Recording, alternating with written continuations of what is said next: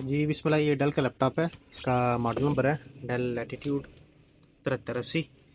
इसको प्रॉब्लम ये आ रही है कि ये चार्जर इसका मैं प्लग इन करता हूँ तो ये चार्जिंग की लाइट जो है ना, ये ऑन नहीं होती। पावर वाला बटन पुश करता हूँ मैं तो बिल्कुल डेड कंडीशन है, टर्निंग ऑन नहीं हो रहा। इसी प्रॉब्लम में ये लैपटॉप हमें रिपेयरिंग के लिए आया है। तो चलें चेक करते हैं इसको क्या प्रॉब्लम है। उसके लिए इसको ओपन करना पड़ेगा। तो ये बैक से इसका स्क्रीन ओपन करके बैक कवर ओपन कर लेंगे इसका। फिर उसका सप्लाई वाला एरिया जो है ना वो डिस्टर्ब है, वो चेक कर लेंगे कि प्रॉब्लम इसकी किस एरिया में आ रही है।